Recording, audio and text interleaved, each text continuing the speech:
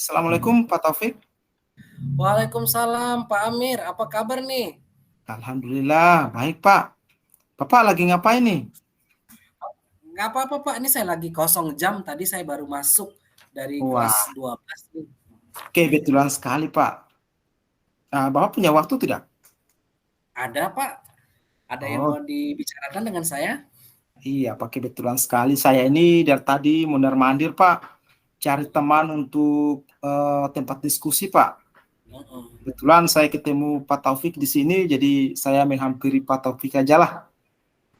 Ya silakan Pak, kalau ada yang mau di-sharingkan ya barangkali saya juga bisa apa ya kasih hal-hal yang bisa jadi referensi gitu ya. Iya, baik. Tapi Pak Taufik punya waktu kan? Punya, siap Pak. Oke, baik. Terima kasih Pak. Jadi begini Pak, saya boleh curhat ya Pak ya? Silakan Pak. Ya, gini Pak, saya ini merasa sedikit kesal Pak dengan kepala sekolah tadi Pak. Tuh, jadi kemarin kan waktu rapat itu kan kepala sekolah sudah menugaskan saya Mm-mm. untuk memimpin kegiatan ekstrakurikuler. Iya. Nah, saya sudah buat persiapan Pak, sudah buat jadwalnya, sudah, tapi kegiatannya ini sudah mau akan jalan Pak. Mm-mm. Nah, sekarang kepala sekolah membatalkan saya untuk memimpin kegiatan itu, Pak. Mm-mm. Wah, Bagaimana pikiran Bapak? oh, apa yang salah Pak dari hal ini menurut Bapak? Ya, menurut saya sih ini kepala sekolah yang tidak konsisten dengan apa yang disampaikan begitu, Pak. Tidak konsisten Pak ya. Nah, Iya, menurut Pak. Bapak kenapa sih kepala sekolah ini tidak konsisten? Ya, begini, Pak. Sesuai dengan hasil rapat kemarin, sudah memberikan amanah kepada saya. Berarti dia dengan sendirinya ini beliau sudah memberikan kepercayaan kepada saya, Pak. Nah, Iya, iya. sekarang apa yang beliau sampaikan itu beliau cabut lagi. Nah, ini berarti kan menunjukkan kalau beliau ini tidak konsisten, Pak. Menurut Bapak apa yang perlu dilakukan untuk hal ini? Nah, itu dia Pak yang saya pikirkan nih. Kalau untuk menurut saya, bagaimana kalau kepala sekolah membiarkan saya saja untuk memimpin kegiatan ekstrakurikuler itu karena saya sudah membuat programnya, Pak. Hmm, sudah dibuat Pak ya. Nah, Iya, apa Pak. yang hal apa nih? Alternatif apa nih yang bisa Bapak lakukan agar misalnya Pak Kepala Sekolah kembali menugaskan Bapak? Iya, jadi terkait dengan program yang sudah saya susun, sudah saya buat. Nah, ini saya akan tunjukkan kepada kepala sekolah bahwa ini program yang sudah saya buat, gitu. Sehingga beliau mau lagi begitu, mau lagi untuk menjadikan saya untuk memimpin program itu, Pak. Baik, dengan kondisi saat ini, apa yang ingin Bapak lakukan? Ya, terkait dengan kondisi sekarang, yang saya lakukan adalah saya terus membina anak-anak terkait dengan kegiatan ekstrakurikuler. Karena mereka juga sangat senang dengan saya saat saya memberikan kegiatan itu, Pak. Jadi mereka sudah terbiasa dengan saya, sehingga apa yang saya terapkan di sana itu mereka lebih senang. Nah, mereka senang ini saya manfaatkan begitu, saya manfaatkan agar mereka ini betul-betul fokus dan mau mengikuti program ekstrakurikuler ini sungguh-sungguh. Nah, ini kan sudah saya lakukan. Namun saya akan terapkan walaupun kepala sekolah melarang saya begitu, Pak. Wah, menarik sekali Pak ya, luar biasa semangat Bapak ya kalau saya lihat di sini. Strategi atau langkah apa gitu yang Bapak lakukan untuk membina anak-anak dalam kegiatan ekstrakurikuler sehingga Bapak dan anak-anak ini kalau saya lihat nih begitu sangat dekat gitu, bermitra gitu. Iya, betul sekali, Pak. Jadi anak-anak ini kan sangat dekat dengan saya. Jadi yang saya lakukan agar mereka itu mau mengikuti kegiatan ini dengan sungguh-sungguh. Nah, yang program yang sudah saya buat tadi saya terapkan. Gitu. saya terapkan, walaupun kepala sekolah melarang saya ini, gitu. Tapi di sisi lain saya juga takut nih Pak, jangan sampai saat saya menerapkan, terus kepala sekolahnya menjadi marah lagi kepada saya, gitu. Tapi kepada anak-anak ini, mereka maunya itu saya yang harus memberikan begitu, sehingga saya harus tetap menerapkannya. Saya melakukan latihan secara rutin sesuai dengan program yang sudah saya buat begitu. Nah ini Pak yang jadi kendala ini, saya takut jangan sampai kepala sekolah marah lagi Pak. Baik Pak, untuk hal ini ya yang mungkin jadi permasalahan dengan Bapak ya, Iya Pak. apa yang perlu dilakukan tetapi belum Bapak lakukan? Iya baik. Nah ini juga yang saya pikirkan ini Pak. Yang perlu saya lakukan yaitu bagaimana kalau program yang saya buat ini saya ajukan ke kepala sekolah, kemudian saya sampaikan kepada kepala sekolah bahwa ini anak-anak ini senang dengan saya. Anak-anak ini maunya saya yang akan memimpin program kegiatan ekstrakurikuler. Namun ini belum saya lakukan Pak. Saya belum lakukan karena saya takut. Saya takut menyampaikan. Kemudian yang sangat saya sayangkan ini pada anak-anak Pak.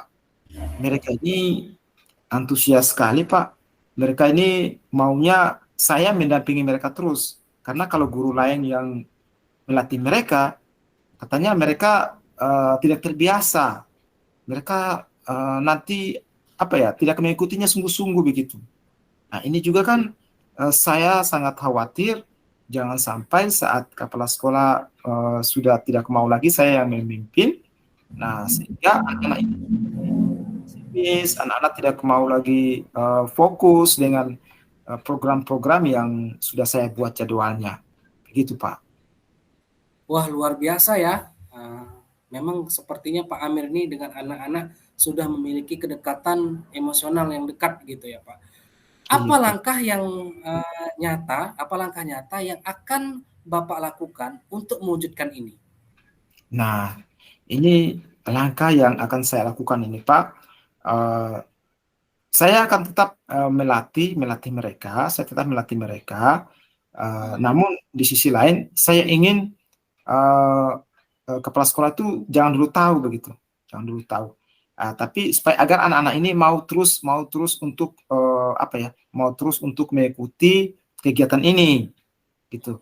Saya tidak mau mereka ini pesimis karena saya sudah diganti. Nah, sehingga mereka ini saya ingin mereka ini ikut terus, mereka ikut terus begitu. Namun di sisi lain, saya juga akan mengajak guru yang lain, Pak. Saya mengajak guru yang lain yang tadi ya sudah ditunjuk oleh kepala sekolah untuk menggantikan saya akan mengajaknya gitu. Supaya kenapa? Kalau seandainya kepala sekolah itu melarang saya, nah ini guru ini kan sudah bersama saya nih, mungkin anak-anak bisa melihatnya, kemudian anak-anak bisa terbiasa dengan guru tersebut, sehingga anak-anak tidak merasa pesimis lagi, walaupun saya tidak memimpin mereka, tapi anak-anak mau mengikuti apa yang akan diarahkan oleh yang baru ini Pak, guru yang mengganti saya ini Pak. Mungkin itu langkah-langkahnya Pak. Luar biasa Pak ya, sangat menarik sekali ya proses kaderisasi yang ingin Bapak rencanakan ya. Nah, tadi Bapak ingin melibatkan guru ya. Siapa saja gitu, bisa termasuk guru atau yang lain pihak yang Bapak hubungi atau yang ingin Bapak libatkan dalam kegiatan ekstrakurikuler ini? Iya baik. Saya akan menghubungi rekan guru yang ditunjuk oleh kepala sekolah untuk menggantikan saya, gitu. Tapi dalam hal ini saya secara diam-diam Pak, saya tidak mau kalau kepala sekolah itu mengetahuinya Pak. Nah, saya tidak mau kepala sekolah itu tahu kalau saya ini masih bersama siswa ini. Nah, tujuan saya itu saya libatkan guru yang ditunjuk oleh kepala sekolah ini agar dilihat oleh siswa dan siswa itu tidak merasa takut walaupun saya tidak lagi melatih mereka begitu. Tapi harapan saya ingin juga melatih mereka Pak, gitu Pak. Namun di sisi lain Pak, kalau seandainya guru ini memimpin mereka, nah program yang saya buat tadi Pak, jangan sampai dirubah lagi Pak. Karena menurut saya program ini merupakan program unggulan yang sudah saya buat. Gitu. Saya sudah susun sebaik mungkin dan anak-anak juga sudah terbiasa dengan program yang saya lakukan ini Pak. Nah, apabila diganti oleh guru yang lain, dia akan merubah lagi programnya. Nah, ini juga Pak nanti pengaruhnya kepada anak-anak Pak. Begitu Pak. Wah, menarik nih ya, Bapak memang sudah mendesain programnya ya.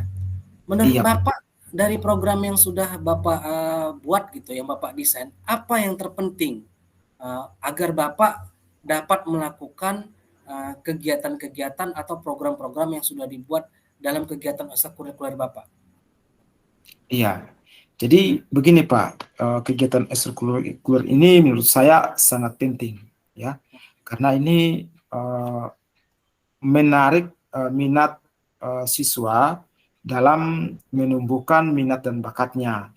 Kemudian kita juga terapkan ini Pak untuk siswa ini bagaimana bisa tampil untuk mempresentasikan karya-karyanya yang sudah dibuat ini Pak di hadapan orang tuanya, agar orang tuanya juga bisa mengetahui bahwa kegiatan ekstrakurikuler di sekolah ini dapat berjalan dengan baik. Anak-anak juga dapat menampilkan karya mereka itu di hadapan umum tanpa rasa takut. Mereka juga berani, gitu.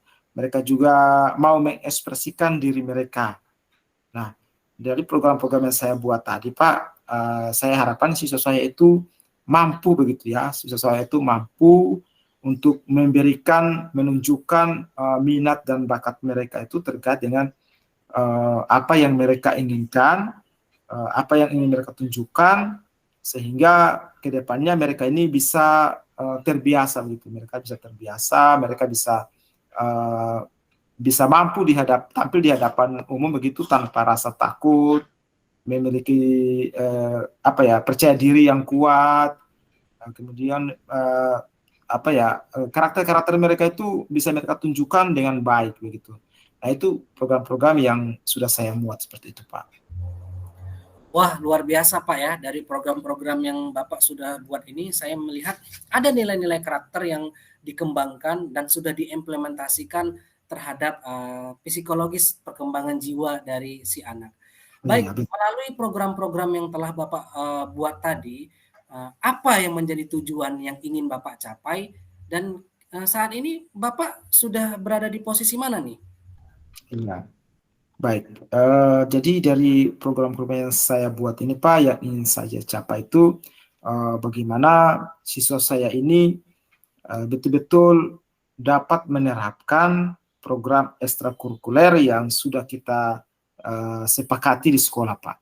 Begitu. Jadi bagaimana siswa-siswa saya itu yang akan mengikuti program ekstrakurikuler betul-betul mereka itu dapat menerapkannya, betul-betul mereka tuh menjiwai begitu, memiliki program-program ekstrakurikuler itu dapat mereka tanamkan bukan cuma saja di sekolah Pak, tapi juga di rumah, di masyarakat.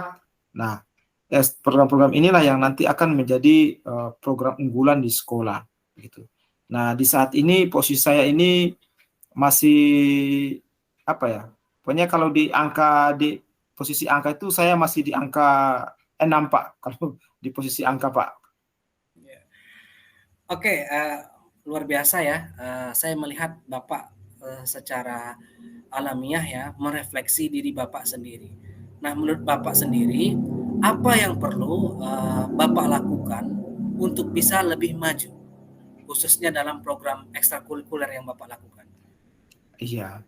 Nah, itu Pak yang ingin saya berbagi dengan Bapak ini terkait dengan capaian yang ingin saya lakukan Pak.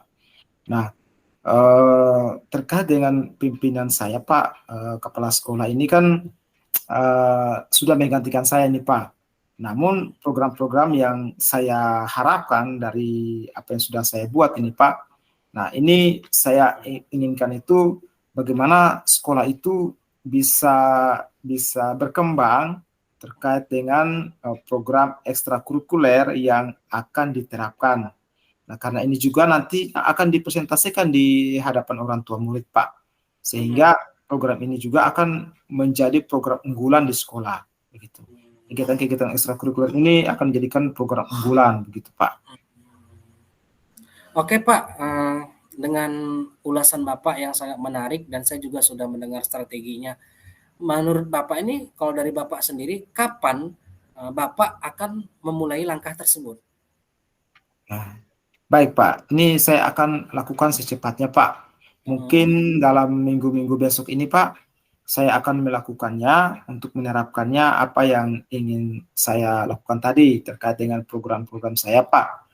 Tapi di sisi lain saya masih ragu Pak, apakah kepala sekolah masih mau Pak untuk menjadikan saya memimpin program itu Pak?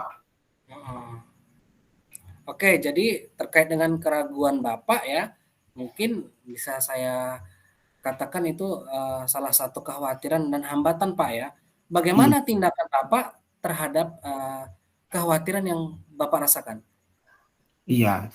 Jadi, saat ini, jadi, yang saya lakukan untuk, menghilangkan kekhawatiran saya, Mhm, mungkin saya bisa, ketemu langsung dengan kepala sekolah, Pak, mhm, untuk memberikan program yang sudah saya buat, mhm, kemudian saya juga akan menjelaskan begitu, Pak, kepada kepala sekolah, heeh, terkait dengan kesiapan siswa-siswa saya terkait dengan program yang sudah saya buat.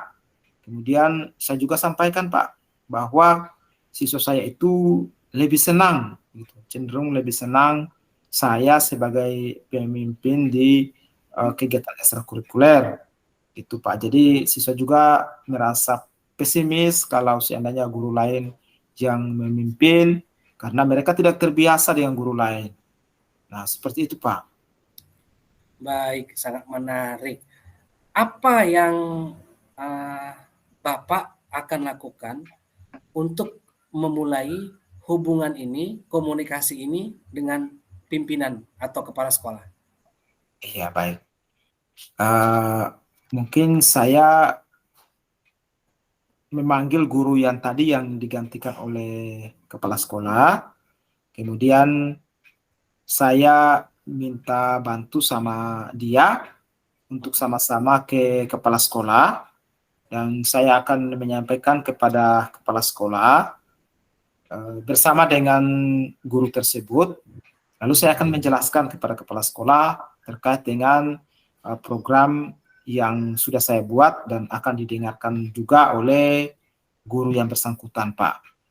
Begitu, Pak.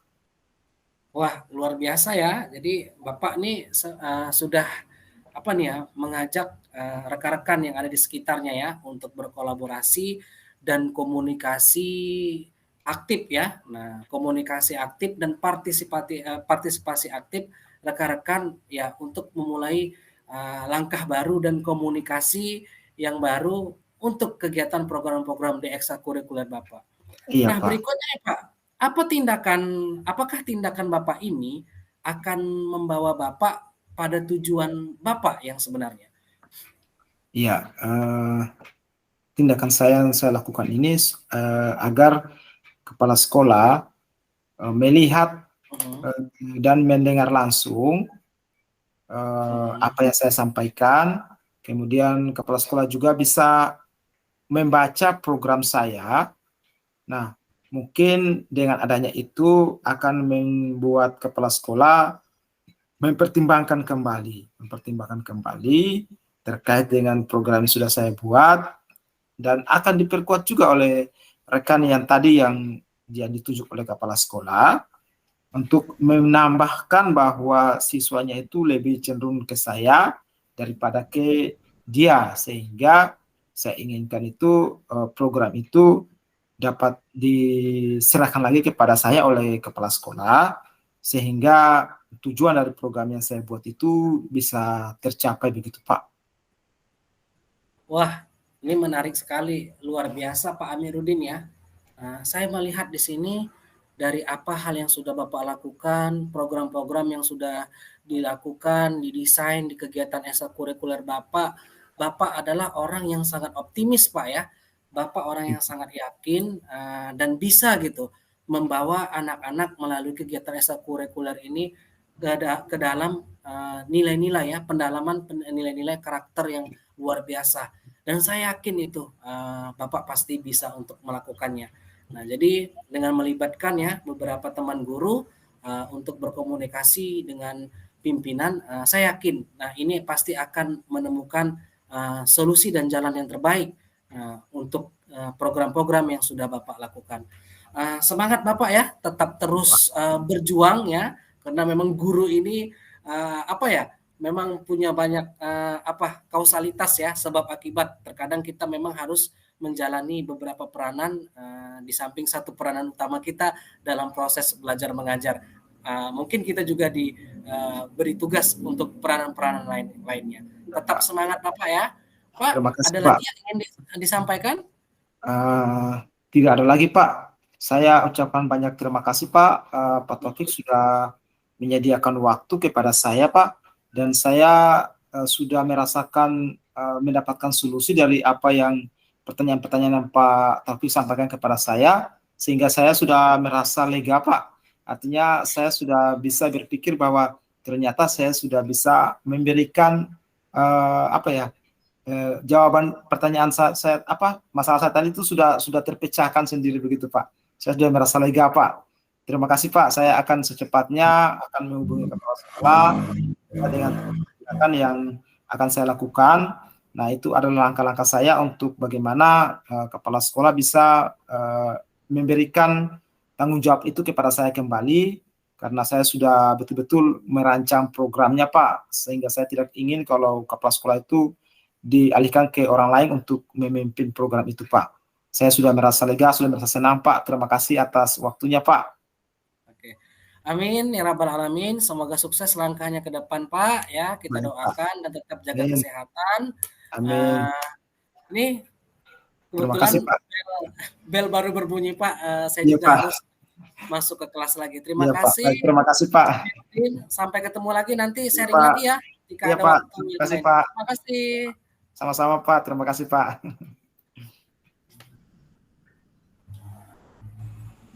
Wah, luar biasa nih ya. Pak Taufik Hidayat dengan Pak Amiruddin Wabula, luar biasa untuk konsep coaching dilakukan sudah berjalan dengan baik. Dari alur tirta yang diwujudkan kelihatan, mulai dari ada tujuan yang diharapkan tercapai oleh Pak Amiruddin, sudah dicapai dengan sendirinya melalui pertanyaan-pertanyaan pemantik yang diberikan oleh Pak Taufik Hidayat. Tidak hanya tujuan yang tercapai, juga cara mengidentifikasi juga dengan pertanyaan-pertanyaan yang pemantiknya itu luar biasa.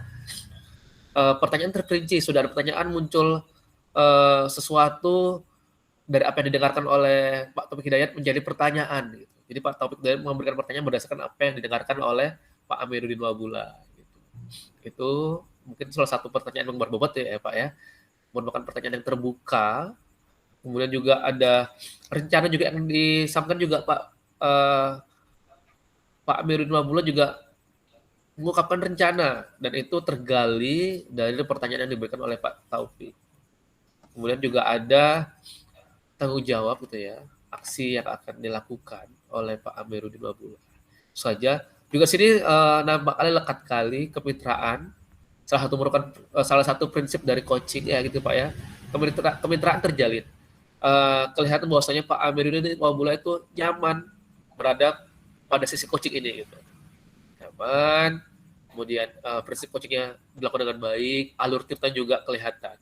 Itu pun dari saya sebagai observer untuk malam hari ini melihat atau memantau sesi coaching yang dilakukan oleh Pak Amiruddin Wabula dengan Pak Taufik Hidayat. Saja terima kasih. Wassalamualaikum warahmatullahi wabarakatuh. Waalaikumsalam Pak Agus. Terima kasih Pak Agus. Terima kasih Pak Agus.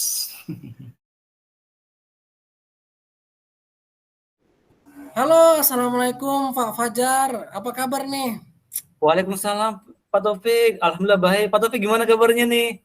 Alhamdulillah baik. Ini beberapa hari ini situasi cuaca sedikit mendung Pak ya di daerah kita Pak ya. Itulah makanya jaga bagilah ya, jaga kesehatan. Apalagi rumah saya jauh dari sekolah nih Pak. piginya dari sekolah itu nanti kering, tiba nanti tengah jalan hujan, kering lagi, hujan lagi. Nah, ini harus pandai-pandai lah kita nih Pak, jaga kesehatan. Ini Iya. apa cerita nih datang pagi-pagi gini? Apa masalah? Aduh, ini Pak Fajar ini saya mau sharing aja sama Pak Fajar nih kan. Mungkin saya bisa dapat apalah ya apalah informasi atau mungkin juga sebagai alternatif solusi gitu kan. Apalagi Pak Fajar ini kan lebih berpengalaman dan lebih senior dari saya nih, udah menjadi guru gitu kan. Dan pernah pula nih menjadi guru berprestasi di provinsi nih Pak ya. Jadi penasaran. Begini nih, Betul Pak. Mungkin Bapak tahu lah ya, pasca COVID-19 ini ada hal yang berbeda ya. Kalau istilah kementerian itu seperti learning loss gitu ya.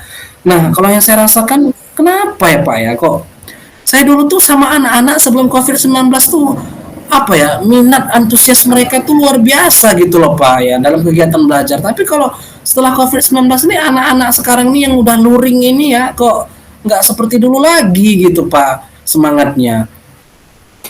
Nah, ini yang kayak dulu cemana nih? Biar tahu kita membahasnya nih kan. Siswa yang dulu tuh yang gimana menurut Pak Taufik ini? Yang dulu itu sebelum COVID-19 mereka itu apa ya? Yang pertama lebih bersemangat. Nah, kemudian apa? Ketika kita kasih petunjuk gitu untuk melakukan sesuatu, baik tugas gitu kan. Mereka tuh apa gitu, antusias gitu. Nah, tingkat apa ya, kerajinan mereka dalam mengerjakan tugas itu pun boleh saya katakan Pak 80% sebelum COVID-19. Nah, jadi kalau sekarang ini Pak sepertinya mereka 50-50 gitu dalam menyelesaikan aktivitas mereka sebagai pelajar gitu Pak. Baik, Pak Taufik, pertemuan kita, pembicaraan kita pagi hari ini, Pak Taufik itu apa yang Pak Taufik harapkan dari pembicaraan kita ini? Saya mengharapkan ya mungkin Bapak bisa ngasih apa ya, entah rumus jitu-nya gitu atau tips-tips gitu ya. Gimana nih anak-anak ini motivasi semangatnya tumbuh lagi dan kira-kira apa ya metode atau model apa gitu ya yang mungkin bisa saya terapkan ya untuk mengembalikan gairah apa ya seperti sebelum COVID-19 gitu, gairah siswanya gitu. Baik, Pak Taufik sendiri sudah pernah mencoba model pembelajaran apa saja? Ya kalau selama ini kan memang saya interaktif sebelum COVID-19 tuh Pak kan udah buat macam-macam gitu dalam pengembangan media pembelajaran gitu kan. Nah, cuman terakhir ini saya sudah mengarah ke buat PBL gitu. Nah, di situ nih anak-anak nih kok langkah-langkah PBL-nya ini kok mereka kurang antusias gitu, Pak. Kurang antusias. Nah, menurut Pak Taufik itu kurang antusiasnya di mana? Saya nggak mengerti. Saya juga pernah gitu Pak ya, bercerita sharing dengan beberapa teman guru kita gitu. Dan memang sebagian dari teman-teman guru kita itu juga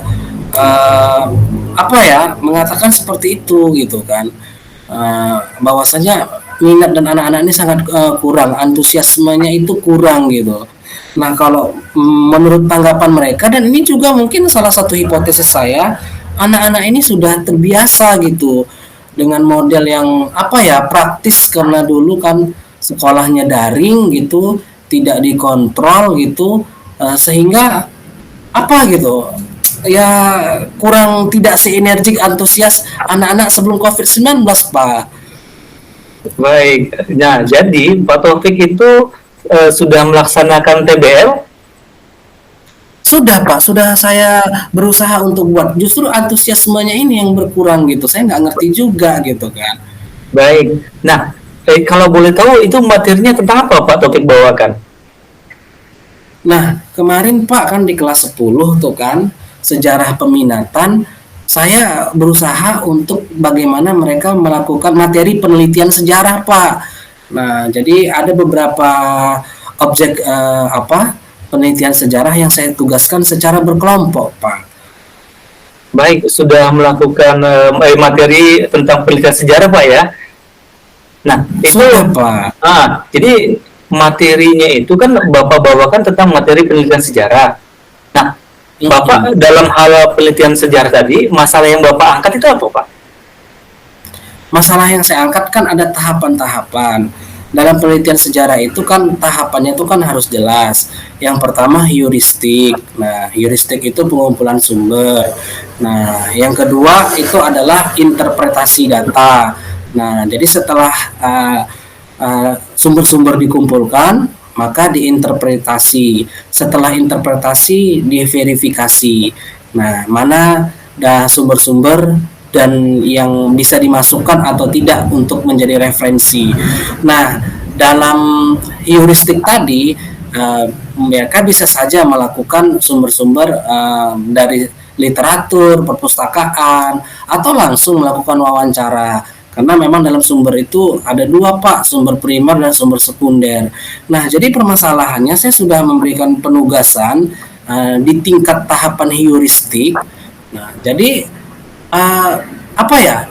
Ya paling hanya sekitar 50% gitu yang berhasil mengumpulkan data. Nah, jadi sementara masih ada beberapa tahapan lagi, heuristik, interpretasi, verifikasi, dan nanti akhirnya nih Pak adalah historiografi. Nah, dari penelitian itu mereka mendapatkan menghasilkan satu tulisan sejarah. Nah, ini baru masih tahap di heuristik, Pak. Nih mereka nih belum memenuhi semua nih gitu pencarian sumber datanya. Ini dong Pak yang bikin saya jadi gelisah nih gitu, baru di tahap ini gitu. Baik, nah ini sangat menarik sekali yang disampaikan oleh Pak Taufik dari tahapan melakukan penelitian sejarah tadi Pak ya. Nah, itu kita kembali lagi Pak, masalah yang mau diteliti anak-anak itu masalah apa ini Pak? Supaya semakin jelas anak-anak kita jadinya kerjanya gitu. Pak. Ya, apa aja tuh Pak? Iya Pak, saya bagikan itu sekitar ada 4 kelompok Pak ya. Nah, ada satu kelompok yang saya bagi untuk membahas tentang sejarah Tugu Kota Binjai. Kemudian sejarah berdirinya stasiun kereta api Kota Binjai. Kemudian sejarah Masjid Lama, yaitu Masjid Raya Kota Binjai yang di dekat Pajak Tafib. Nah, kemudian Kota Tua Kota Binjai. Jadi 4 ini Pak gitu kan. Jadi inilah gitu baru tahap heuristik, tapi mereka nih masih kurang antusias. Jadi objek Pak ya, objek situs sejarah gitu. Baik Pak, dari keempat objek situs sejarah tadi, mana yang paling tinggi keaktifan siswanya Pak? Nah, itu saya lihat yang sudah lumayan itu tentang situs stasiun kereta api gitu. Baik, nah dari yang Bapak identifikasi, mengapa itu lebih menarik dibandingkan yang lainnya? Nah, yang pertama satu ya dari situ lokasi geografis sekolah saya itu ya, sekolah kami itu yang paling dekat gitu. Nah, yang paling dekat walaupun juga hampir dekat juga dengan stasiun dengan Tugu ya, Tugu Kota Binjai. Nah, yang kedua ya akses mudah. Kemudian di situ mereka juga mungkin lebih banyak mendapatkan informasi, misalnya untuk melakukan wawancara, mungkin dengan entah pegawai stasiun atau kepala stasiun. Nah, kemudian dari sisi kalau mau lihat dari segi aspek historis ornamen, mungkin sumbernya lebih banyak. Itu Pak. Baik, nah ini dia Pak. Menurut Bapak, apakah ada objek sejarah yang mirip-mirip nih dengan stasiun kereta api tadi Pak? Ya, kalau objek sejarah yang mirip banyak Pak, tetapi kan di luar Kota Binjai Pak, yang mirip dengan stasiun kereta api gitu. Nah, yang khusus di Kota Binjai Pak? Yang Kota Binjai paling yang bukan mirip sih ya, karena berbeda ya. Apa Kota Binjai, Kota Tua Binjai ya, yang sekarang itu memang aksesnya mudah ke sana ya. Yang jadi itu kalau malam itu jadi tempat pasar kagetnya Kota Binjai. Nah, itulah Kota Tua yang ruko-rukonya. Itu Pak. bagaimana tingkat keaktifan siswa di situ Pak, di Kota Tua Binjai tadi Pak? Tingkat kota Binjai tadi siswa datang sudah ke situ foto-foto, tetapi permasalahannya sumber wawancara itu mereka tidak temukan informan yang berkompeten. Jadi ada perbedaan dengan stasiun kereta api karena memang mungkin di situ ada petugas Pak kan. Jadi mereka berasa bertanggung jawab nih gitu kan. Nah, jadi kalau di situ kan di kawasan Kota Tua itu kan ya kawasan umum gitu kan. Nah, memang mungkin bisa saja mereka mewawancarai orang, tapi belum tentu orang itu informannya gitu kan punya wawasan untuk menjawabnya, punya kompetensi untuk menjawabnya. Jadi sama saja ya tidak bisa melakukan wawancara, Pak. Baik, nah selain dari wawancara, ada nggak metodenya Pak untuk mendapatkan informasi? Ya studi literasi aja, Pak. Nah, misalnya tentang kita ambil sejarah atau teori kota. Terus yang kedua, nah ambil sumber beberapa foto gitu Pak ya. Tapi memang dalam sumber sejarah ini keterbatasannya ya memang akses sumber gitu ya. Nah, memang ada sih beberapa foto ya. Saya juga ikut nih bantu nih ngasih data ya, data awal gitu, data basic. Ini loh pasar kaget Binjai yang dulu tuh jadi kota tua. Awalnya dulu wilayah kota Binjai ini di sini gitu kan.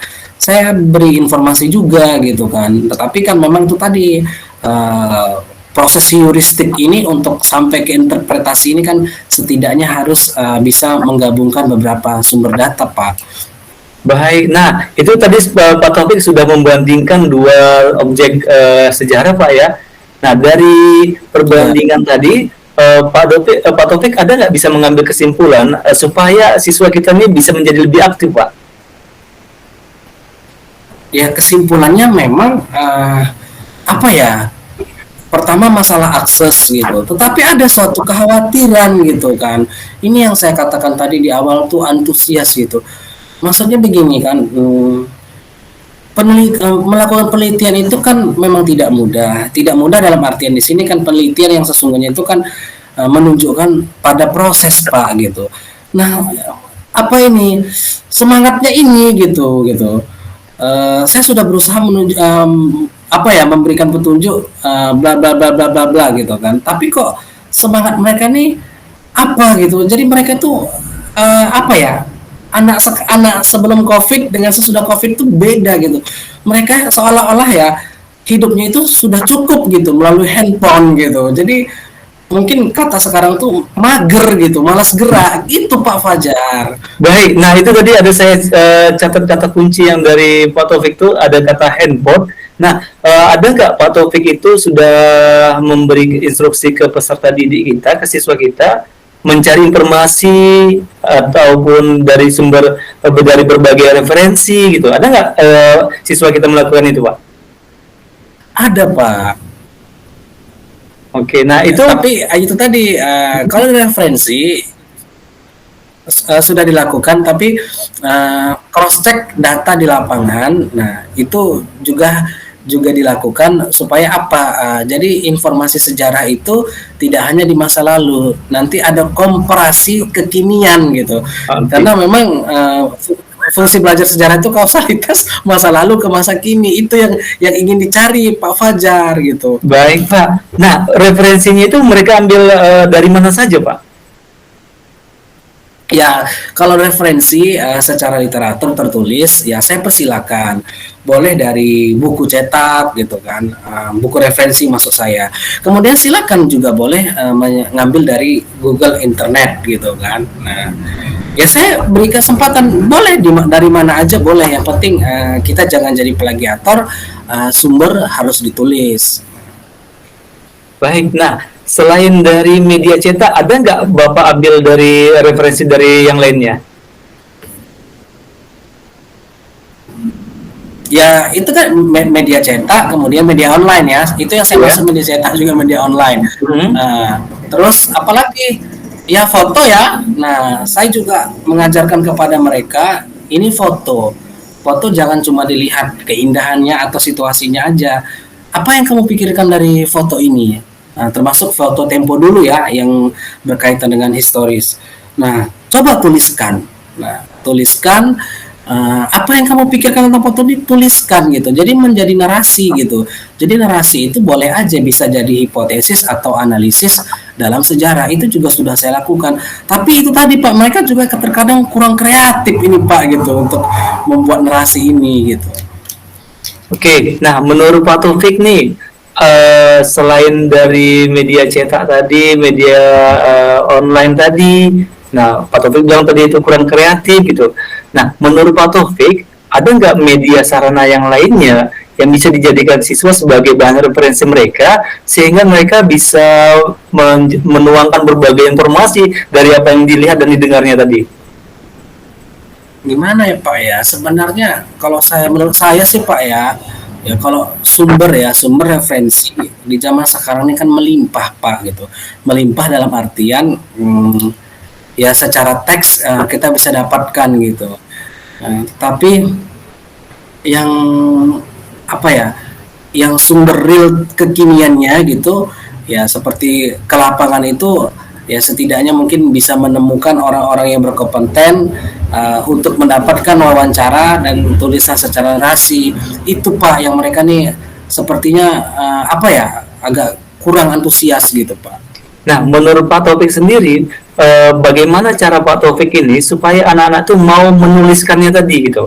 Jadi Pak Taufik udah kendalanya itu kan masalah menuliskan nih. Ada nggak menurut Pak Taufik itu cara jitu ataupun langkah yang bisa Pak Taufik lakukan supaya bisa memancing anak-anak itu mau menulis, Pak? Nah, jadi kalau mau menulis Pak, memang apa ya, kalau saya lihat ya, mereka ini harus fokus gitu. Mereka tuh harus bisa dulu memerdekakan pikiran mereka gitu. Karena memang yang saya lihat lah, yang saya amati nih ya sebagai seorang guru secara psikologi ini, ya saya memang tidak tahu apa secara detail gitu kan. Nah, yang mereka pikirkan gitu.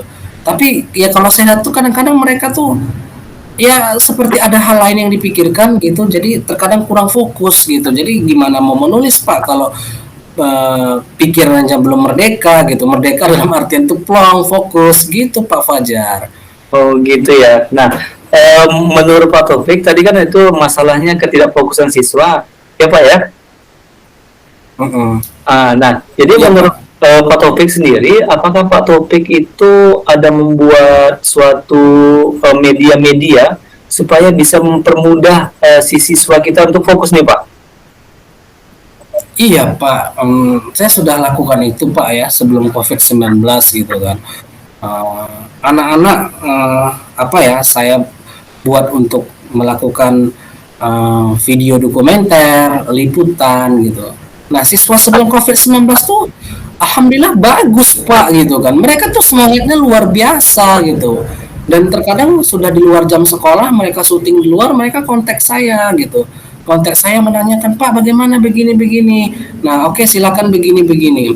Nah, ketika ketemu di sekolah, mereka laporkan hasil tugas mereka, itu bagus dan bikin kita tuh seneng gitu Pak gitu. Dan Ini luar biasa nih Pak Taufik. Nah, menurut Pak Taufik itu udah Pak Taufik kerjakan nggak buat yang apa tadi? Video dokumenter ya? setelah COVID. Iya, yang setelah COVID ini mereka buat video dokumenter juga ya? Nah, jadi begini Pak, saya pun terkadang ini kalau saya kasih tugas video dokumenter ini berhasil atau tidak gitu. Makanya saya mulai dulu Pak dengan penelitian sejarah, karena penelitian sejarah itu kan ada proposal kecil dulu yang harus mereka kerjakan. Nah, itu sudah mereka selesaikan. Setelah proposalnya jadi, oke, sekarang realnya kalian harus ke lapangan.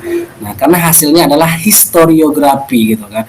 Histori sejarah grafi tulisan. Nah, saya minta tulisan dulu kan gitu kan. Nah, sembari dengan itu Pak, saya juga berusaha untuk menampilkan database saya sebelum COVID-19.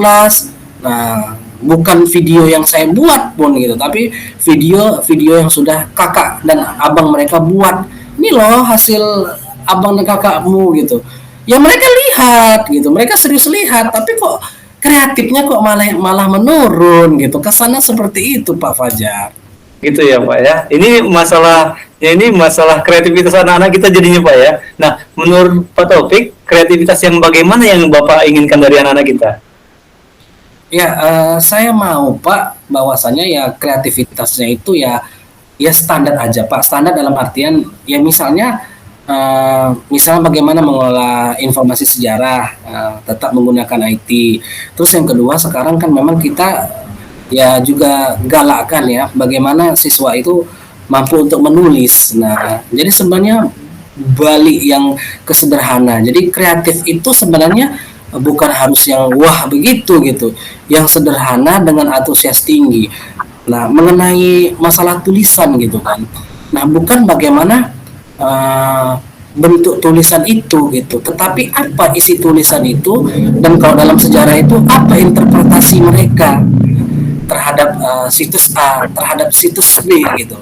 Nah, interpretasi mereka itu menunjukkan bahwasanya mereka memahami sejarah di masa kekinian gitu. Nah, jadi kalau hanya sumber silakan gitu, sumber secara teori atau penelitian atau referensi sejarah yang ada silakan itu dijadikan sebagai data pokok gitu kan. Tetapi apa yang mereka bisa interpretasikan gitu. Walaupun itu hanya interpretasi opini, tapi itu setidaknya harus mengiringi paragraf tulisan-tulisan mereka di masa kekinian. Itu Pak yang sebenarnya yang saya harapkan, dan itulah sebenarnya ya antusias dan kreatifnya Pak gitu. Baik, nah Pak Taufik sendiri apa yang udah Pak Taufik kerjakan nih supaya bisa anak-anak kita melakukan interpretasi tadi Pak? Ya itu tadi Pak kan menunjukkan media-media yang sudah ada gitu kan. Ya aktif terus gitu Pak kan, atau juga saya sering memberikan contoh tulisan. Nah, kalau tulisan sejarahnya seperti ini gitu kan. Yang disebut historiografi itu seperti ini gitu. Nah, historiografi itu terbagi dalam beberapa sesi. Misalnya historiografi Hindu-Buddha, historiografi Islam, historiografi kolonial, historiografi modern. Nah, jadi kalian misalnya ke stasiun kereta api, berarti kalian sudut pandangnya harus nengok dari historiografi kolonial, karena stasiun kereta api itu merupakan tinggalan dari kolonialisme. Nah, jadi dari sudut pandang itu Pak, saya berharap gitu mereka juga punya sudut pandang historiografi kolonial di masa kolonial, terus apa yang bisa diambil ke masa lalu. Itu yang saya harapkan. Misalnya contoh gitu kan, ya mungkin dari Binjai ke Medan itu sangat dekat kalau naik kereta api gitu. Tapi selama ini mereka naik kereta api itu sadar nggak gitu bahwasanya stasiun yang mereka pijak ataupun tinggalan rel kereta api itu juga merupakan warisan dari masa kolonialisme yang mereka juga rasakan sampai zaman sekarang gitu. Jadi pemahaman itu Pak yang sebenarnya yang sangat kita harapkan kekiniannya. Baik, terima kasih Pak Taufik nih. Nah, menurut Pak Taufik, apa yang Bapak bisa simpulkan nih dari pertemuan kita pada siang hari ini untuk meningkatkan kreativitas siswa yang sudah Bapak sebutkan tadi itu gitu? Iya, baik Pak. Pertama saya harus beri hipotesis dulu Pak ya sebelumnya ya, atau jawaban sementara ya. Jadi belum menjadi tesis tapi hipotesis. Saya menganggap memang ada sesuatu hal ya, apa yang sudah saya alami secara empiris sebelum COVID, pasca COVID kan begitu. Nah, yang saya alami secara empiris itu yang pertama adalah ada sesuatu hal yang menjadi kebudayaan gitu, kebudayaan yang hilang dalam dunia pendidikan kita, dalam dunia sekolah kita, dan itu terputus gitu. Kalau istilah Menteri Pendidikan itu mungkin yang disebut dengan learning loss gitu. Tetapi saya juga masih mempertanyakan, makanya saya katakan hipotesis. Nah, kenapa learning loss itu begitu cepat gitu? Bagi saya COVID itu tidaklah terlalu lama gitu. Tetapi kenapa pengaruhnya begitu besar? Nah, itu hipotesis yang pertama gitu. Hipotesis yang kedua, apakah dalam tanda kutip permasalahan yang saya sebut tadi mager gitu, malas gerak gitu, itu juga berpengaruh karena memang ketergantungan terhadap gadget gitu. Nah, jadi ya mungkin solusinya adalah kita juga memang sebagai guru harus kreatif. Apa yang dekat dengan siswa saat ini, apa yang dekat bagi anak-anak saat ini, mungkin kita bisa munculkan hal-hal yang baru, yang kreatif, yang mereka sukai gitu. Nah itu tadi balik lagi ke masa kekinian gitu. Memang ya ada hipotesis juga gitu kan, bahwasanya COVID-19 mempercepat revolusi 4.0, 5.0. Nah apa ya, penggunaan device-device, gadget, laptop dan lain sebagainya. Ya hal-hal yang mungkin dalam tanda kutip daring itu, walaupun kita katakan COVID-19 sudah tidak seperti dulu lagi, tapi itu masih dipraktekkan gitu ya. Ya jadi ya mungkin saya apa nih Pak ya, berpikiran kalau saya memberikan materi penelitian sejarah, mungkin penelitian itu juga bisa dibarengi dengan istilah penelitian historis secara virtual. Nah itu juga sangat menarik gitu kan. Nah jadi kita tinggal compare aja nih gitu kan. Kalau kita mau lihat posisi kota tua, kota Binjai ini loh di tahun 1809 sekian. Nah kita ambil lagi situasi baik foto atau video sampai ke compare sekarang, dan itu mungkin bisa secara praktis kita tampilkan dalam satu ruang. Nah saya berpikiran seperti itu Pak Fajar. Luar biasa sekali nih Pak Taufik ini ya. Mantap sekali ini menurut saya apa yang akan dilakukan oleh Pak Taufik nanti. Nah, Pak Taufik ini ada lagi nggak yang mau yang mau ditingkatkan dari anak-anak kita? Ya saya berharap gitu Pak ya, gimana gitu ya, saya juga sebagai guru nih ya, saya juga punya mitra gini nih, apalagi tadi saya berharap gagasan-gagasan tadi gitu kan, mungkin Pak Fajar dengan banyak pengalamannya ini nanti bisa membantu saya nih kan. Mungkin dari segi IT gimana nih kira-kira nanti bisa bikin penelitian virtual atau sajian virtual yang lebih menarik gitu, yang lebih praktis gitu, sehingga anak-anak merasa dekat dengan dirinya, praktis, dan mungkin dengan cara seperti itu anak-anak lebih mudah memahami dan semangatnya naik lagi. Baik, terima kasih Pak Taufik, ini luar biasa sekali nih diskusi dengan Pak Taufik pada siang hari ini. Aduh, sayangnya ini Pak Taufik nih waktu juga yang harus memisahkan kita Pak, dia udah mau masuk pula, saya mengajar lagi nih Pak. Tapi Pak Taufik ini keren sekali nih, itu patut Pak Taufik kerjakan ini kalau menurut saya. Ini ya Pak, ini yang ya luar biasa Pak. Saya pun juga terima kasih sekali kan. Ya tadi memang saya ada off 2 jam Pak kan. Ini kan. Iya. Jadi Pak Taufik nggak masuk tadi ya?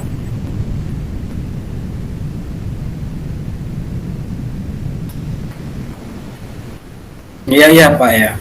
Oke, baik Pak. Mungkin ini sangat membuka wawasan kita nih Pak ya dalam diskusi pada siang hari ini. Saya senang sekali nih Pak Taufik datang di sesi ini ya, di jam ini sama saya. Namun Pak, inilah 5 menit lagi saya harus masuk kelas ini Pak. Mungkin kita lanjutkan lagi nanti Pak, pembicaraan kita nanti Pak ya.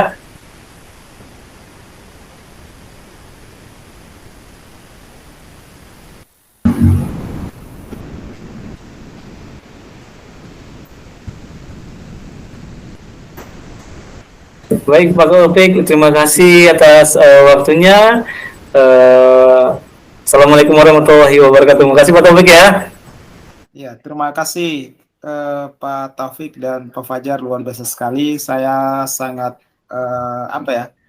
memberikan approach yang sangat luar biasa ya. Dari awal saya amati tadi terjadi perbincangan-perbincangan yang berpotensi untuk menggali potensi yang ada dalam psikoci.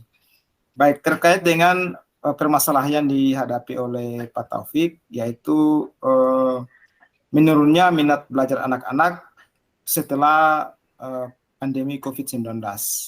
Nah, di mana saya sangat mengapresiasi luar biasa sekali ya, di mana Pak Fajar sebagai coach memberikan pertanyaan-pertanyaan yang secara runtut lah begitu, untuk memberikan atau menggali terus permasalahan-permasalahan yang dikeluhkan oleh Pak Taufik.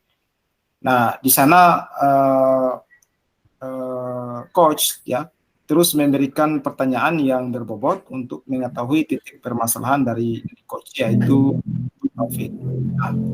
Nah, pertanyaan itu sebagai upaya untuk memberi solusi kepada si coach, agar si coach ini bisa mengeluarkan apa yang ada dalam dirinya gitu. Jadi terjadi umpan balik begitu. Jadi umpan balik yang seakan-akan bahwa si coach dan coach ini merasakan apa yang dialami oleh si coach, merasakan apa yang dialami oleh si coach gitu.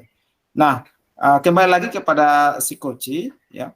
Dengan adanya pertanyaan yang diberikan oleh coach, membuat si coach ini dengan leluasa begitu ya, dengan leluasa memberikan penjelasan-penjelasan yang panjang lebar begitu. Jadi penjelasan-penjelasan itu sudah memberikan gambaran, ya, memberikan gambaran seakan-akan itu solusi dari apa yang menjadi kendala pada si coach gitu.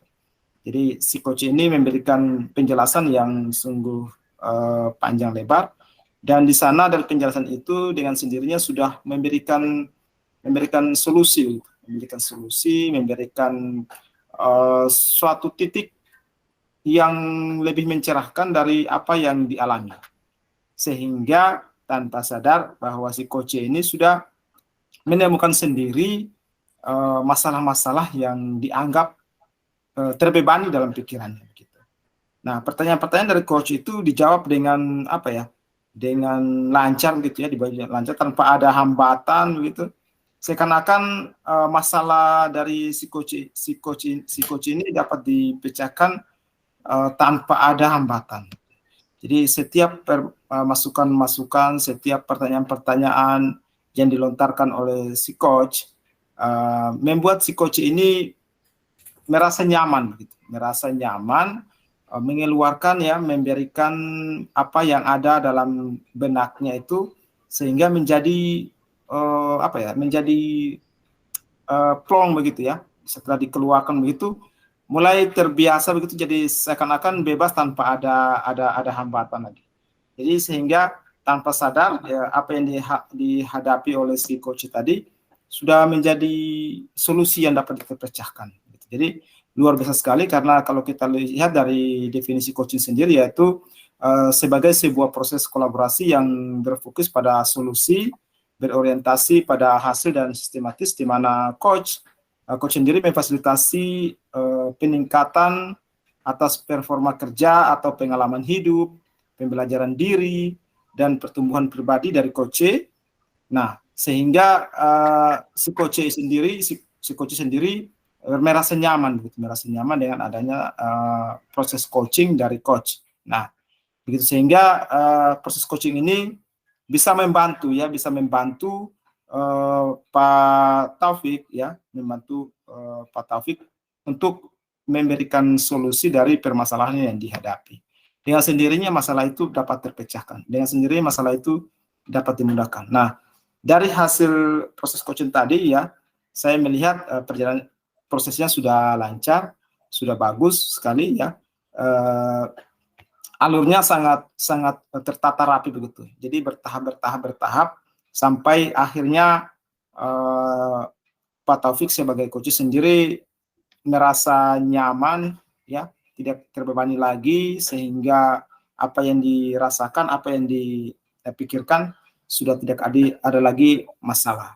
Sehingga Pak Fajar sendiri merasa senang begitu ya, merasa senang karena apa yang dilakukan oleh Pak Fajar ini sudah memberikan yang terbaik buat Pak Taufik ya, sehingga Pak Taufik juga merasa nyaman. Mungkin itu sekedar tambahan dari saya ya, sebagai pemantau pada proses coaching antara Pak Fajar dengan Pak Taufik. Terima kasih, mudah-mudahan apa yang Pak Fajar dan Pak Taufik lakukan dapat menjadi pembelajaran buat kita semua, terutama kepada rekan-rekan guru kita di sekolah. Terima kasih Pak Fajar dan Pak Taufik. Terima kasih banyak Pak Amir.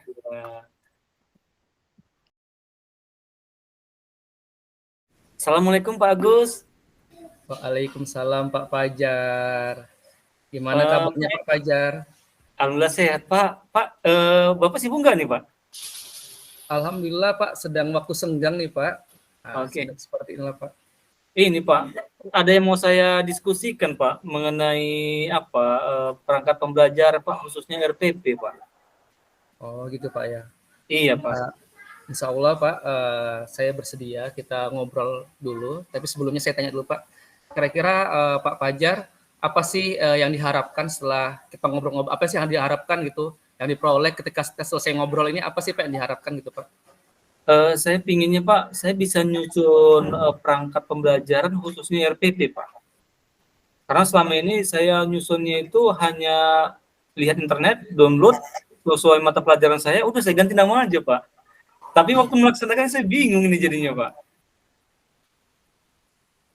Menurut Pak Fajar, seberapa penting RPP bagi Bapak gitu Pak? Kalau menurut saya penting Pak, namanya juga rencana Pak. Kalau rencana semakin bagus, insya Allah hasilnya semakin bagus ini Pak, penyusunannya Pak. Dalam hal mengajar juga, karena kan saya punya tujuan pembelajaran, saya tahu tujuan pembelajarannya. Rupanya ketika melaksanakannya, karena itu saya hanya lihat dari internet saja, saya bingung Pak melaksanakannya. Jadi saya pingin tuh, saya membuat RPP yang bisa saya laksanakan dengan saya sendiri Pak, cara mengerjakannya gitu. Apa sih yang bisa Bapak lakukan gitu Pak? Selain tadi copy paste mungkin sebelumnya Pak ya. Apa sih bisa Bapak lakukan untuk membuat RPP gitu yang seperti yang Bapak inginkan gitu Pak? Menurut Bapak seperti apa? Ya itulah mungkin yang kayak di internet itu Pak, tapi kalau bisa sesuai dengan sayanya gitu. Sesuai dengan keinginan Bapak gitu Pak ya? Iya, jadi Sesuai kalau dengan kelas. karena kalau dilaksanakan Pak, nggak bukannya sesuai dengan gaya saya ataupun keadaan saya, kondisi saya, itu saya bingung laksanakannya Pak. Gitu Pak ya. Kalau buat RPP tanpa Bapak yang buat, bingung melaksanakan gitu Pak ya. Benar. Nah, seperti itu Pak. Jadi tadi kan Bapak sudah punya langkah pengen buat RPP seperti apa yang diinginkan gitu Pak ya. Iya. Bisakah Bapak rincikan kira-kira langkah-langkah apa saja sih Pak yang harus Bapak lakukan gitu untuk menyusun RPP sesuai dengan keinginan Bapak gitu? Nah, kalau saya tengok itu Pak, kan itu ada di kalau saya lihat dari internet Pak ya, itu ada identitas mata pelajarannya Pak. Kemudian ada tujuan pembelajarannya. Nah, kemarin itu saya diskusi sama kawan Pak, itu katanya ada 3 komponen Pak yang mesti ada di dalam RPP Pak. Ada apa ya kemarin namanya Pak? Ada tujuan pembelajaran. Ada tujuan pembelajaran, kemudian apalagi itu ya, pelaksanaan pembelajaran sama penilaiannya Pak. Nah itu kawan kemarin yang wajib harus ada dalam sebuah RPP Pak. Gitu Pak ya. Selesai ngobrol dengan teman gitu Pak ya. Pernah juga ngobrol dengan teman Pak ya, berarti cari referensi gitu Pak ya. Karena masih bingung itu Pak. Jadi inilah mau jumpain Bapak nih supaya kebingungan saya tuh nggak semakin bingung Pak. Oke baik Pak. Dari jumpa dengan teman Bapak, apa sih Pak hal yang Bapak dapatkan gitu? Saya tanya dapatkan dulu Pak, dari ngobrol dengan temannya itu. Apa sih Pak hal yang Bapak dapatkan? Itu tadi Pak, yang masalah yang harus ada dalam RPP Pak. Oh itu Pak ya, itu yang Bapak dapatkan gitu. Iya Pak. Dan yang menjadi tantangan Bapak, itu apa sih Pak kira-kira menjadi tantangan Bapak gitu Pak? Dalam, kan sudah ada nih Pak dari temannya, ada referensinya gitu. Tapi tadi Bapak mungkin belum puas gitu ya, jadi tanya sama saya lagi, kira-kira tantangan apa sih Pak yang Bapak hadapi atau apa gitu? Saya bingungnya itu Pak, di langkah-langkah pembelajarannya Pak, langkah-langkah pelaksanaan pembelajarannya Pak. Kan saya kemarin tuh dapat contoh RPP Discovery Learning Pak. Nah saya pingin tuh membuat yang ada produk-produknya Pak, ada project ya kalau nggak salah itu Pak, ada project based learning gitu Pak. Karena kan saya orang guru produktif Pak, jadi harus ada produk yang dihasilkan. Nah saya pingin tuh nyusun RPP yang ada project gitu Pak, project based learning kalau nggak salah. Nah itu yang saya masih bingungnya ini Pak. Project based learning diinginkan begitu Pak ya, ada projectnya Pak gitu ya Pak ya. Iya benar Pak, benar. Menurut Bapak dari keinginan Bapak untuk membuat project based learning, pernah nggak gitu Pak? Atau apa sih yang menjadi kendala gitu Pak dalam membuat project based learning Bapak gitu? Tadi kan langkah-langkahnya gitu Pak ya, bagian mana gitu yang itu Pak, antara menjabarkan yang ada di langkah-langkah project based learning itu dengan yang mau dilakukan guru itu ngapain gitu Pak. Jadi apa kira gitu Pak yang mau dibuat oleh Pak, langkah-langkahnya dalam project listening kira-kira apa seperti itu?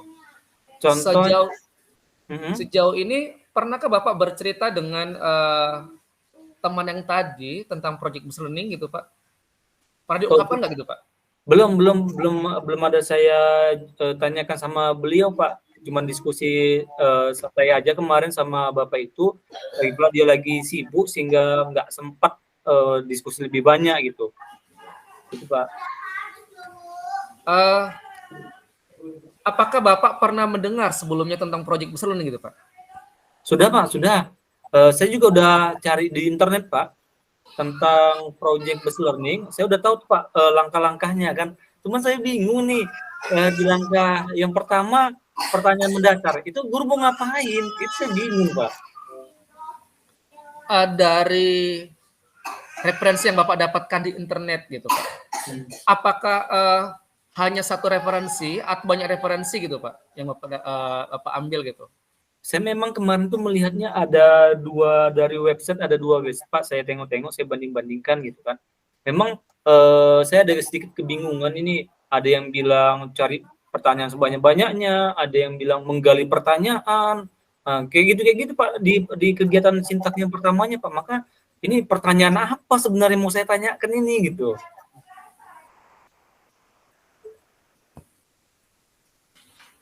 Dari referensi yang Bapak dapatkan gitu Pak ya, apakah ada kesamaan yang diperoleh gitu Pak? Apakah ada kesamaan yang diperoleh dari dua referensi tersebut gitu Pak? Iya itu tadi Pak, masalah menggali pertanyaan atau membuat pertanyaan yang sebanyak-banyaknya Pak, berkaitan dengan masalah-masalah yang mau saya ajarkan tadi Pak. Gitu Pak ya. Berarti bukan dua persamaan gitu Pak ya, tapi ada dua perbedaan gitu Pak yang Bapak dapatkan gitu Pak ya. Mirip-mirip Pak, mirip-mirip. Mirip-mirip Pak, ada yang mirip-miripnya.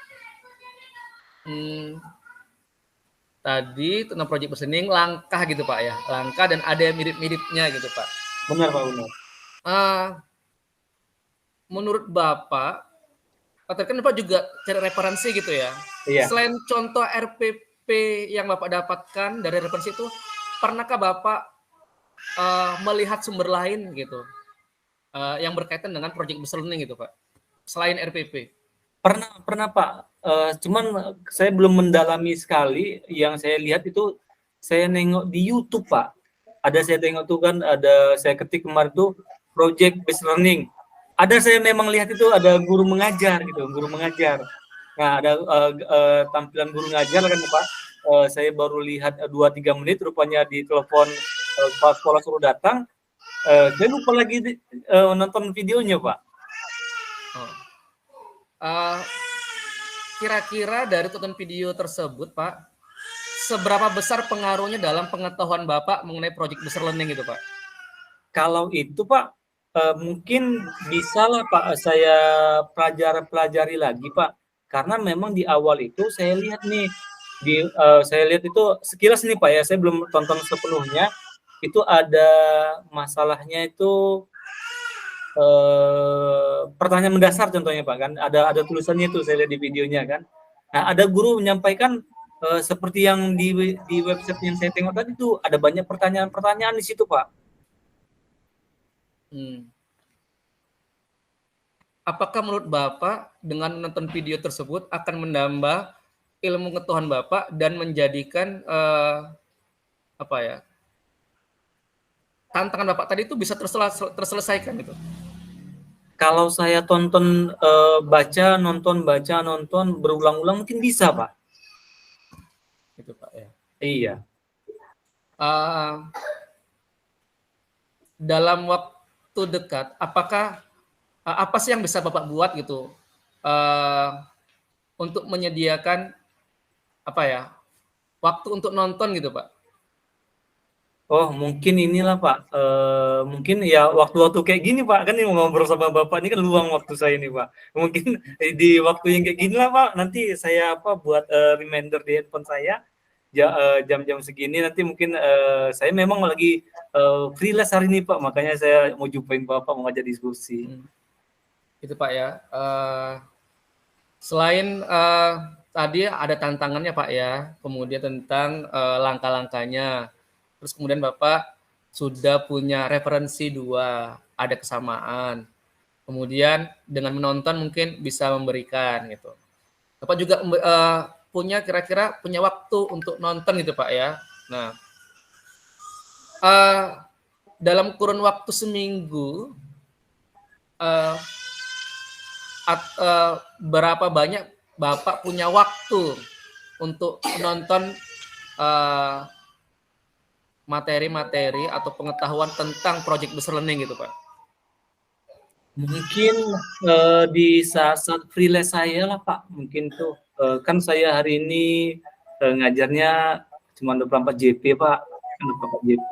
Nah itu kurang lebih itu ada 5 hari kerja saya Pak, dikasih 1 hari free Pak gitu. Mungkin nanti di hari-hari Sabtu nantilah bisa saya tonton lagi Pak, untuk memastikan supaya saya itu bisa memahami project based learning tadi Pak. Menurut Bapak berapa persen yang bisa Bapak dapatkan dengan menonton video mengenai project based learning itu Pak? Kalau sekali lihat Pak mungkin ya paling ada 50% Pak kalau sekali putar gitu kan, karena memang harus dipahami juga Pak, ini di langkah ini mau ngapain saya kan gitu. Nah mungkin sebagai contoh tadi itu video Pak Taufik tadi itu ada namanya Pak Taufik Pak, juga namanya Pak Ahmad Taufik. Nah itu videonya bagus juga saya tengok tadi Pak memang. Nah ini mungkin saya lihat mungkin berulang-ulang lah Pak. Iya itu Pak Taufik itu guru SMK SMA 6 Binjai dia Pak. Pak Ahmad Taufik tadi Pak. Jadi mungkin saya lihat nanti video beliau lah Pak, mungkin berulang-ulang karena saya lihat tuh YouTube-nya bagus-bagus Pak, videonya di YouTube beliau Pak. Berarti Bapak sudah Bapak sudah menemukan solusi dari tantangan yang Bapak hadapi tentang project based learning gitu Pak ya, dengan nonton video dari Pak Taufik gitu Pak ya, dari SMA Pak Ahmad Taufik gitu, Pak. Guru SMA 6 Binjai Pak. Kira-kira apa sih Pak langkah-langkah yang Bapak akan lakukan setelah nonton video gitu Pak? Nah, saya mungkin Pak nanti mencatat apa yang di langkah pembelajaran itu, saya catat nih apa yang dikatakan gurunya Pak, saya catat kan apa yang mau dikerjakan gitu. Nah nanti mungkin setelah saya catat-catat setiap bagian-bagiannya, saya cocok-cocokkan lagi Pak dengan mata pelajaran saya Pak. Karena kan beda jauh Pak, Bapak itu guru sejarah, saya guru pemasaran kan gitu Pak. Jadi mungkin agak jauh lah Pak materinya. Tapi mungkin di langkah-langkah kegiatannya mungkin bisa mirip-mirip Pak, disesuaikan lah nanti Pak. Baik Pak Fajar, kira-kira berapa hari setelah nonton video Bapak bisa realisasikan gitu Pak pembuatan RPP Project Based Learning itu Pak? Kalau menurut saya Pak, paling lama tuh seminggu lah Pak, karena menontonnya itu kan berulang-ulang Pak. Dan mana tahu nanti ketika saya masih mentok, saya stop, saya mungkin aktivitas yang lain, saya tonton lagi, saya pelajari lagi gitu, mungkin berulang-ulang lah Pak supaya bisa memahami, karena ini hal baru bagi saya Pak. Kalau Bapak itu saya lihat udah luar biasa kali waktu ngajarnya itu Pak. Baik Pak Fajar, terima kasih Pak Fajar. Kira-kira dari obrolan kita ini apa sih yang Bapak harapkan lagi itu Pak? Karena Bapak sudah susah nih kan, tadi awalnya Pak datang ingin mengharapkan bisa buat RPP yang ada proyeknya gitu. Pak sudah mengatakan tadi bahwasanya Bapak susah atau bingung dalam langkah-langkah pembuatan RPP berbasis proyek itu Pak ya, setelah tadi mungkin Bapak ngobrol dengan teman, terus Bapak juga cerita tadi gitu kan, ternyata sudah punya referensi, ternyata masih bingung. Bapak juga mengatakan, oh Pak ternyata nggak hanya referensi, saya juga sebenarnya pernah nonton video yang menarik gitu ya, dari Pak Taufik dari SMA Negeri 6 Binjai itu kan Pak ya, yang mungkin menginspirasi Bapak gitu Pak ya, menginspirasi Bapak tentang project based learning. Nah itu mungkin Bapak sudah menemukan apa sih yang Bapak akan lakukan gitu Pak ya, dari apa yang Bapak harapkan tentang project based learning itu. Kira-kira ada lagi Pak yang Bapak harapkan gitu? Mungkin itu aja Pak, karena memang tadi awalnya saya bingung ini saya mau ngapain di sini, gitu kan, karena memang awalnya saya apa ya, bingung Pak, mau nyusunnya ini cemana gitu kan. Tapi dengar penjelasan Bapak tadi, oh iya ini saya harus bisa buat RPP gitu kan. Nah tadi awalnya pun saya bingung nih, saya kayak mana cara ngerjakannya, karena rupanya ketika bapak tanyakan ini muncul nih ide, tonton videonya, catat mana yang perlu kan gitu Pak. Mungkin itu dia Pak. Terima kasih Pak Fajar untuk ngobrol kita hari ini. Saya harapkan sih ada kelanjutan dari obrolan kita ya. Saya juga pengen tahu sih kira-kira 2 minggu lagi gitu Pak Fajar ya. Kan tadi seminggu mau nonton video gitu Pak ya. Seminggu lagi setelah nonton video membuat RPP-nya secara langsung gitu. Mudah-mudahan 2 minggu lagi kita berjumpa lagi. Saya ingin tahu sih kira-kira bagaimana progres yang sudah Bapak buat gitu Pak ya. Mudah-mudahan terrealisasi Pak ya dengan apa yang disampaikan tadi gitu Pak. Baik, iya Pak. Ya mudah-mudahan juga saya bisa nanti nyusun RPP-nya Pak ya, biar bisa saya ngajar itu membuat proyek yang seperti yang saya inginkan. Makasih banyak nih loh Pak Agus. Sebelumnya saya tuh masih bingung-bingung gitu kan. Gimana sih nyusunnya, gimana nih apanya, rupanya sederhana sih rupanya solusinya Pak ya. Tonton videonya, kemudian bandingkan dengan teori yang ada di website tadi gitu. Nah ini sebelumnya saya nggak kepikiran ke situ Pak. Kalau pikirnya saya tuh karena nanya-nanya aja sama kawan gitu kan. Rupanya kayak gini. Inilah pentingnya ngobrol-ngobrol sama Pak Agus ini ya. Karena memang saya tanya nih sama siapa nih, sama Pak Agus nih lebih mantap gitu. Rupanya ya alhamdulillah. Terima kasih Pak Agus sudah apa ya, sudah menunjukkan ke saya tuh jalan kebenaran menyusun RPP tadi Pak. Terima kasih Pak. Sebenarnya ini semua saya hanya bisa memberikan pertanyaan-pertanyaan Pak ya. Semua itu potensi sebenarnya ada dari Bapak dan solusi yang didapatkan hari ini itu sebenarnya diperoleh dari Bapak gitu Pak ya. Saya hanya mencoba untuk menggali dengan memberikan pertanyaan-pertanyaan pemantik itu aja Pak. Tapi saya yakin memang Bapak bisa tergali potensinya dan apa ya? Saya mungkin bukan orang yang ahli dalam membuat RPP gitu Pak, tapi saya sini sama seperti Pak Fajar gitu ya. Saya mungkin menggunakan sistem ini atau konsep coaching ini untuk menggali Pak Fajar potensi-potensi apa yang bisa dimunculkan gitu Pak ya. Itu aja sih Pak. Gitu. Mudah-mudahan 2 minggu lagi sudah terrealisasi Pak ya. Gitu. Baik Pak, terima kasih banyak Pak. Terima kasih atas keluangan waktu Bapak mendengarkan curhatan saya. Makasih banyak Pak Agus ya. Terima kasih Pak. Ya. Baik, saya izin dulu Pak ke ruangan dulu Pak. Ya Pak, Assalamualaikum. Waalaikumsalam. Silakan Pak. Oke, luar biasa ya. Tadi percakapannya ya sangat mengalir seperti air ya. Saya juga nih sebagai observer nih menarik sekali. Tadi tema yang dibahas sama Pak Fajar ini adalah masalah pembuatan RPP. Memang ini sangat dekat ya dengan aktivitas kehidupan kita ya sebagai seorang guru ya, karena memang kita punya rancangan pelaksanaan pembelajaran gitu ya. Nah, oke. Saya melihat ada sesuatu hal gitu ya yang digali oleh Pak Agus ini nih ya sebagai coachnya terhadap Pak Fajar gitu ya. Kenapa gitu sangat konsisten gitu ya. Nah jadi konsisten itu menggali gitu kan permasalahannya Pak Fajar apa, dilihat terus, dipacu terus sehingga menemukan solusi bagi Pak Fajar gitu. Dan solusi itu ditemukan Pak Fajar memang dari perspektifnya dia sendiri gitu. Terbuka hatinya, terbuka pikirannya. Nah ini sangat menarik sekali ya Pak Agus ya. Nah ini perlu dicontoh dan perlu dilihat ya, khususnya dalam melakukan proses coaching gitu ya. Nah memang dalam proses coaching ini seorang yang di-coachi gitu ya, dia akan ya secara alamiah gitu menumpahkan apa yang menjadi hal yang dialaminya gitu. Apakah itu keresahan, kekhawatiran dan apapun itu gitu kan. Jadi melihat kesuksesan sebuah coaching ini sebenarnya memang banyak ditentukan, diperankan oleh si coachnya itu sendiri. Karena coaching ini kan itu berbeda dengan counseling gitu kan.